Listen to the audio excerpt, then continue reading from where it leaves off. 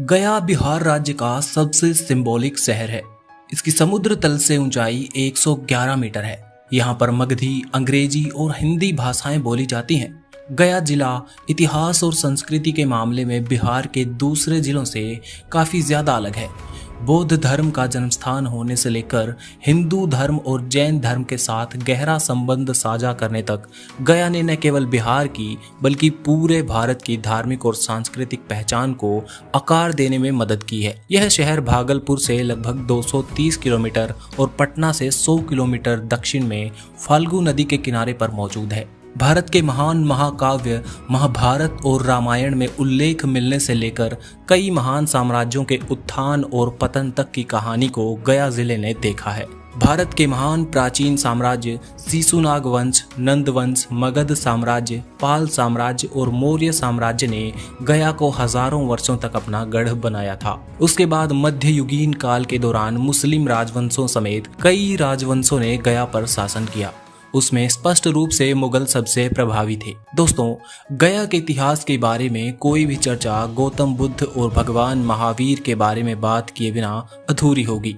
भगवान महावीर और गौतम बुद्ध प्राचीन भारत के दो सबसे बड़े दार्शनिक रहे हैं। जब मगध साम्राज्य के राजा बिंबिसार गया के क्षेत्र के राजा थे, तब दोनों ने कई महत्वपूर्ण धार्मिक प्रथाओं का प्रदर्शन किया और महत्वपूर्ण ग्रंथ लिखे। गया वास्तव में बौद्ध धर्म का जन्म स्थान है, जो आज विश्व का तीसरा सबसे बड़ा धर्म बन चुका है। गौतम बुद्ध ने गया में ही आत्मिक ज्ञान हासिल किया था और उसके बाद ही बौद्ध मत का जन्म और विस्तार हुआ था। भौगोलिक रूप से गया शहर लगभग 50.17 वर्ग किलोमीटर के क्षेत्र में फैला हुआ है। जिले के ग्रामीण और शहरी इलाकों को मिलाया जाए तो कुल क्षेत्रफल 4,976 वर्ग किलोमीटर है। यह पूर्व में नवादा जिले, पश्चिम में औरंगाबाद, उत्तर में जहानाबाद जिला और दक्षिण में झारखंड के चतरा जिले से घिरा हुआ है। फाल्गु नदी जिले की मुख्य नदी है और सिंचाई परियोजनाओं, पीने का पानी और बड़ी जरूरतों के लिए जल की आपूर्ति इस नदी के द्वारा की जाती है। जहाँ तक खनिजों की बात है तो यहाँ पाए जाने वाला खनिज पत्थर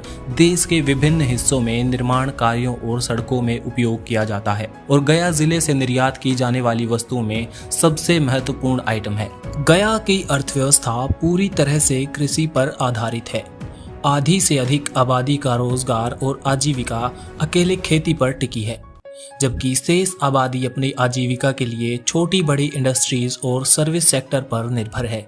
लघु और मध्यम औद्योगिक क्षेत्र पूरी तरह से कृषि आधारित और कपड़ा उद्योगों पर टिका है।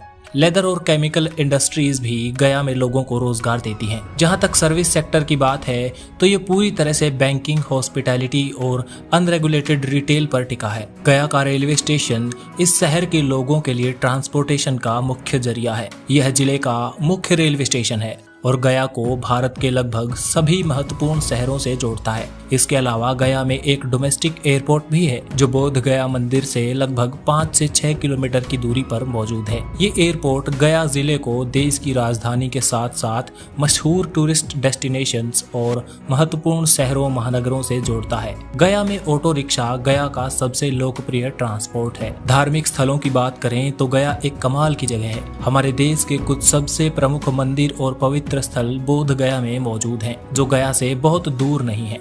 और उनमें से सबसे प्रमुख और पवित्र जगह महाबोधि मंदिर और बोधि वृक्ष है। बौद्ध धर्म का जन्म स्थान और वह स्थान जहां गौतम बुद्ध को आत्मज्ञान की अनुभूति हुई, बोध गया में ही मौजूद है। अब बात करते हैं गया में मौजूद कुछ टूरिस्ट डेस्टिनेशंस की। पहला है थाई मठ। थाई मठ भारत के सबसे खूबसूरत बौद्ध मठों में से एक है। इस मठ की सबसे खास बात यह है कि इसका निर्माण पूरी तरह से थाई आर्किटेक्चर पर बेस्ड है। अगला है विष्णुपद मंदिर। ये मंदिर बौद्धों के साथ साथ हिंदुओं के लिए बेहद पवित्र मंदिर माना जाता है। ऐसा कहा जाता है कि गौतम बुद्ध ने लगभग 6 वर्षों तक इस मंदिर में ध्यान किया था। गया एक ऐसा स्थान है जहां हजारों वर्षों से हिंदू धर्म और बौद्ध धर्म विकसित हुए हैं। दोस्तों, वीडियो अच्छा लगा हो तो लाइक करना मत भूलिएगा। एक्सप्लोर वाईआरएस को सब्सक्राइब जरूर करना, क्योंकि अगला वीडियो हो सकता है आपके शहर के बारे में हो। अगर आप गया से हैं या गया से इस वीडियो को देख रहे हैं तो आपका बहुत बहुत धन्यवाद।